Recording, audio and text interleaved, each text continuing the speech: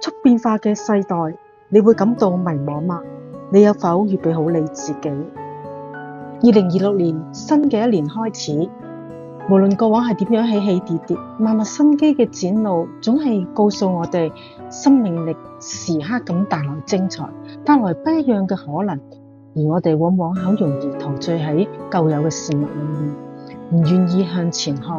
總係將過往嘅成長嘅人或者物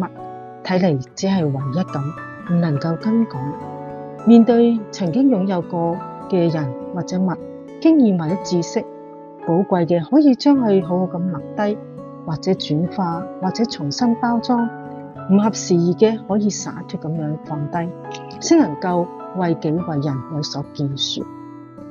唔少人係難放下舊有嘅思維、無效嘅生活模式，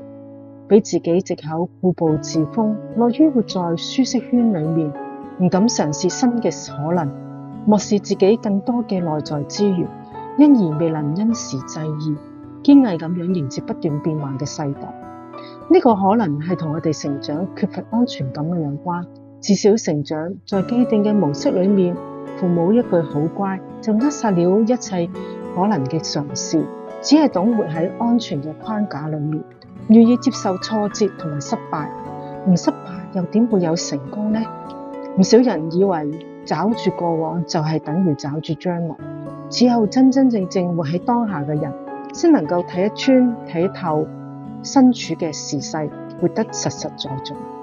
呢個頻道同你一齊去探視同埋發掘更多嘅個人資源，讓你唔怕獨自嘅面對自己，唔會只用工作或者事務去擁擠心力，反而係能夠同自己好好相處，敢於面對內在嘅自己，輕輕鬆鬆咁樣去活在當下，縱然一個人亦可以活得更加自在。創世記1章如此咁記載，上帝照着自己形象，按着自己嘅樣式造人，因此每人都有無限嘅資源，係等待展開。呢個頻道同你一同嘅學習，擁抱自己嘅過去、